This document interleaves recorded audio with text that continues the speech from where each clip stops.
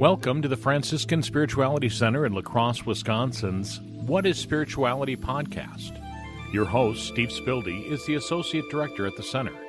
His guests talk about their evolving understanding of God, prayer, healing, and wholeness. Today, it's my great pleasure to introduce Jean Pagliaro. She is a teammate. She serves here on the staff at the Franciscan Spirituality Center as our program director, does a wonderful job. In her earlier experience, she was a leader in a congregational setting, and she is serving as chairperson, putting together an amazing event here at the Spirituality Center, which is creating trauma-informed faith communities. Jean, what drew you to work in ministry and spirituality? One of the biggest factors for me was when I was in college. I was invited to work at a summer camp, a Lutheran summer camp, and I was on staff. Started out for the first 2 summers as a counselor and absolutely fell in love with the ministry. The energy, the songs, just the whole camp experience of being outdoors and campfires, and of course the youth and the fellow counselors that I worked with. And that feeling of, I guess, my spirituality grew so deeply in those camp years, and wanted to continue that work, continue my own growth and closeness that I felt with God and my faith. And so continued on to seminary and attended seminary for 4 years and received a Master's of Divinity. I was shocked when I entered my first year of seminary, and seminary was nothing like camp. Nothing like camp. And thinking back now, I can appreciate my seminary education much more than I did those first couple of years. I really struggled with a lot of the formal teachings of the church, but also now I deeply appreciate that. At the time, I was so, I guess, newer to the faith. And so it was all about the feel good, the praise music and the joy and that high energy stuff. And then I got a real dose of Lutheran theology. But finally, a couple of years into my seminary experience, I came to love the Lutheran church and the tradition, and still have deep respect and belief of God's grace, which is such a cornerstone of the Lutheran faith. And that continues to be a huge grounding piece from my own spirituality. And so it's really those pieces that drew me into ministry initially, and which continues to feed me now, and why I'm at the Spirituality Center. And, we have a nice combination of kind of the high joy, the energetic stuff, but then we also have some of that not quite so energetic, but really deep introspective pieces. And so it's very fulfilling. That's an interesting question for me, of someone like you who really enjoys the praise music and the camp setting and the energy of youth, being the chairperson to create this event, creating trauma-informed faith communities. The subject of trauma and joy feels like a real disconnect. Help me bring those two together. That's a really good question, because as this has been a long time coming, this entire conference has been a very long time in the making. And originally, the idea came from the fact that organizations in the community were talking about becoming trauma-informed. What does it mean to be a trauma-informed organization? And the question and the opportunity that presented itself almost immediately is that we realized that faith communities were barely included in our community, and not by any means of their own fault. It's just that opportunity had not been presented before. So the idea of trauma and joy is really an important question to consider. And, religion, spirituality based on love, compassion, forgiveness, vehicle for healing in a lot of ways, but it can also be a place where that doesn't happen. Pain and suffering and deeper trauma can happen. When I think about joy in a community and also in people that have experienced trauma, that can come from a process of deep work and deep healing that can happen when we are in a faith community that can provide a loving, compassionate, safe presence. Once people are able to experience some of that, maybe the next level becomes acceptance of themselves. of forgiveness, of grace, of whatever they need to be able to accept. You don't have to like it. I've heard you tell me that a lot of times. You've said that a lot. It's a dose of your own advice, but accepting doesn't mean that it excuses or denies or minimizes any of the pain, but moving to a place of acceptance in church language is a little bit like resurrection. And there is deep joy in that. Is this a fair paraphrase of what you're saying, that trauma oftentimes blocks people from the joy and peace the church would like to offer? Absolutely. So as we address trauma, it's getting people to a place where they can experience joy and peace. Yes. Okay. And as you're saying, faith communities aren't always real good at addressing trauma, being aware of it, learning how to deal with it. Correct. And the other piece that I would like to add to that is that faith communities are unique in some ways because they can provide rituals that so many faith communities offer rituals they vary so much, but there's a piece churches can consider more deeply, what rituals and liturgies, the languages that are used, the songs, all of that, to really deeply consider that. And rituals are so meaningful and can provide healing in a way that other places can't. Community, in my experience, is such an important part of healing from trauma. And so oftentimes we're doing this trauma work, we're trying to create these communities. Well, faith communities already have that community form. People are already around people with friends that maybe they've been friends with for generations. And so it's really unfortunate if that trauma healing is not happening in the congregation, but if it does, it's so complementary. That work happens so well. Yes. How would you answer someone who asks, what is trauma? That's a really good question. What I would consider to be the more traditional response to that, in order for someone to experience trauma, there has to be some huge life-threatening incident that occurs, and then which leads into what people understand as PTSD, post-traumatic stress disorder. But that definition has changed. I don't know how recently, but that trauma really now is defined as any event or series of events that are emotionally disturbing or life-threatening, of course, but that has lasting effects on an individual's functioning, mental, physical, emotional, spiritual well-being. And so it's not so much you can label each event as, okay, this event was traumatic for every single person that experienced it, because it may not be. It's really, the learnings now are that trauma is a very individualistic experience. And you and I can experience the exact same event and have reactions completely differently. And it may be traumatic for you and may not be for me. The explanation is that it's more a person's interpretation of what happened. There's kind of the big ones that we would immediately think of, physical, sexual, emotional abuse, neglect, poverty, the bigger ones of racism and discrimination. But then there are smaller ones. We've been hearing a lot about trauma this last year with the pandemic and the loss of control that so many of us have experienced, and youth have experienced that. They don't know if they're going to be in school, out of school, the stability of a day-to-day schedule, all of those. There's the big traumas with a, capital T, and then the smaller T's. So it does come down to a person's perception of an event. I like your description at the beginning, especially where you talked about like a life-threatening event. And I think sometimes people get hung up on whether the event was life-threatening.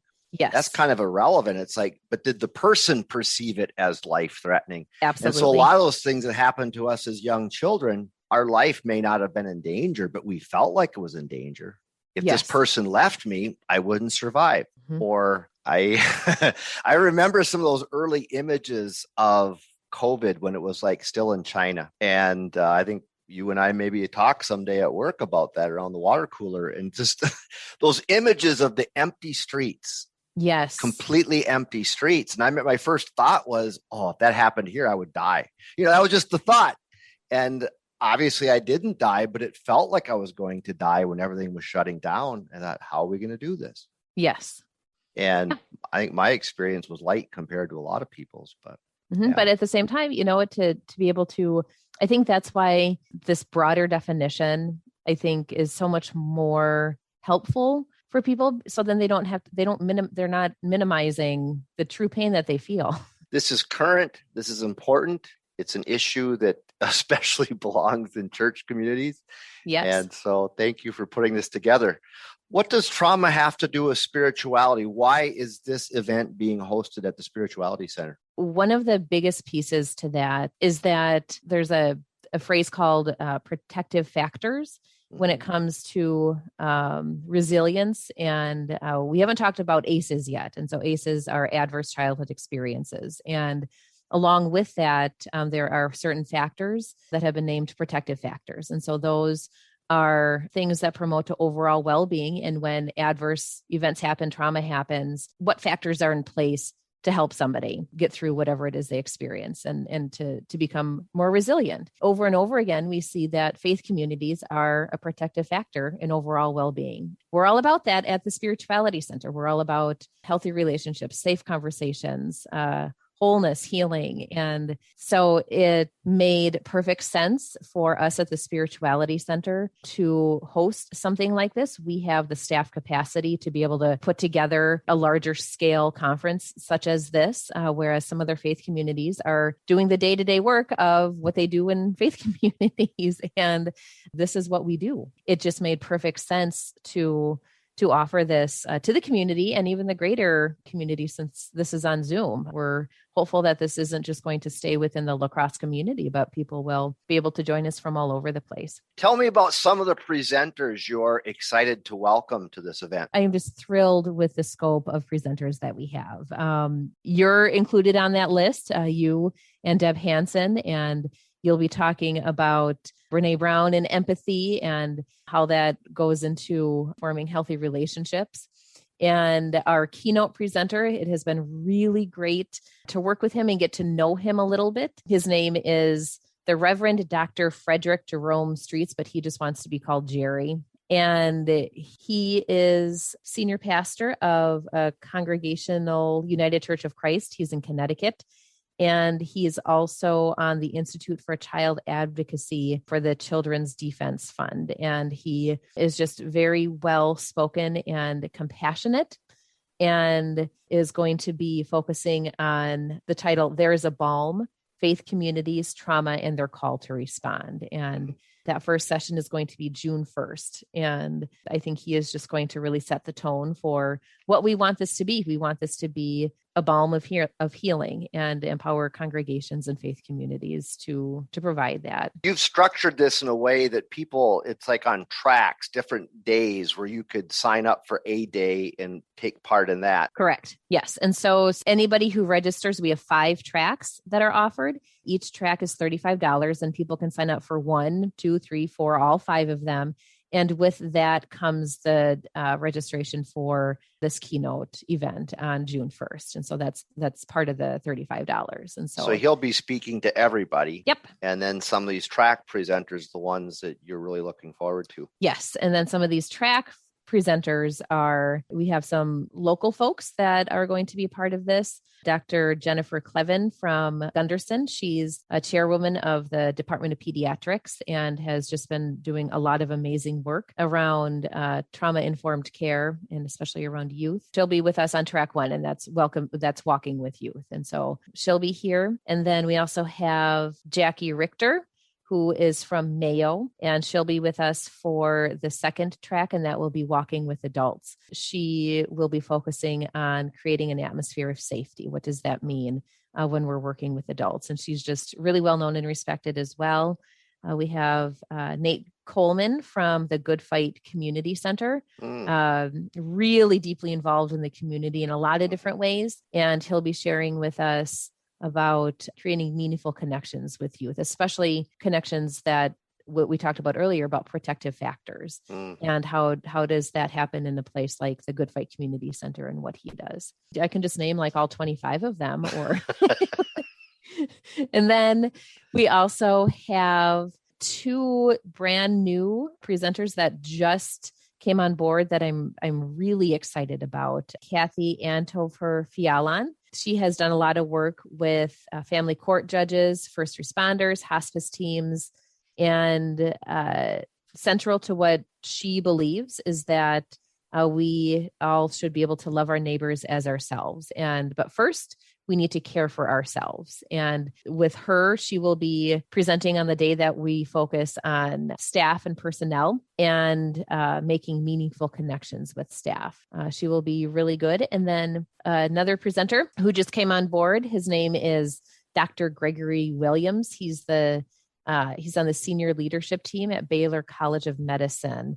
He's also a Baptist minister. He's a senior pastor at a congregation. And then he's also the author of a book called Shattered by the Darkness, putting the pieces back together after child abuse. And so he has a personal story to share, and he'll be focusing on our staff personnel track as well, and becoming a trauma-informed supervisor and what that means. And there's about 15 more that I could just go down this list and just name all you of put our... together an amazing team. It's an impressive list. I think people could come to any of the tracks and get some really good presenters. And I should also say that our presenters have been working very hard on their presentations. They've been asking me lots of questions, and they as well are really excited to offer their piece of this and their expertise, and are really thrilled to be a part of it. I was just going to make a personal statement as a spiritual director, how this topic of trauma fits with our work at the Spirituality Center. I sit with a lot of people in spiritual direction as they are trying to grow deeper into their spiritual life, trying to live with more integration, live in a more healthy way. A lot of that's done by telling stories. Mm-hmm. So many times I sit with people and they go deeper into their personal story. Sooner or later, they start to run into trauma. And oftentimes the trauma is something they've avoided dealing with, but in order to fully tell their story, that needs to become part of their story. They need to integrate with that. So Yes. In that regard, trauma work becomes a necessary part of spiritual work. Mm-hmm. What's your perspective on that, or your experience with that? Very similar to what you're saying. The growth can happen. Like my experience when I was younger, when I was just all happy and joyful and just felt kind of on fire for faith, and that was fantastic. But the real growth for me happened during some of those darkest times of my life, as not because of what happened, but because of the space that was offered to me to work through it. And in that process, in that really, really difficult place of having to share with it my own spiritual director, some of my deepest failures and struggles, to have somebody say to me at the end of a session, after I just felt so vulnerable and broken, "You are loved, you are beloved," and to have that safe space to do that, that for me is where the grace and the growth really came about. And the growth for me, at least, could not have happened until I worked through some of that. So it's not easy. It is painful, but for that genuine, authentic, you talk about authentic all the time, for that authentic growth to happen, that safe space, we need to be able to name the trauma. We need to be able to name whatever it is that was so deeply painful, and then work with it and hold it. And then sometimes offer it up and let it go. I could see church leaders being hesitant to get involved because, they might think I'm not qualified to do trauma work. Yep. But what I hear you saying is our goal isn't necessarily to have faith communities that will actively do trauma work, but rather create a space that's safe so that people can do their trauma work within the space of the congregation, Absolutely, in small groups with friends. For someone who's experienced trauma, that the church or the faith community will be a safe place to go. That's fair? Yes, absolutely. And they will be welcome. If people are interested, how can they get more information or register for this event? So there's a number of ways. We have our Facebook page, Franciscan Spirituality Center. There's always posts about it on there. People can go to our website, fscenter.org. And there is an entire page dedicated to this conference. And so you can see all of our breakout sessions and all of the dates and times and register that way.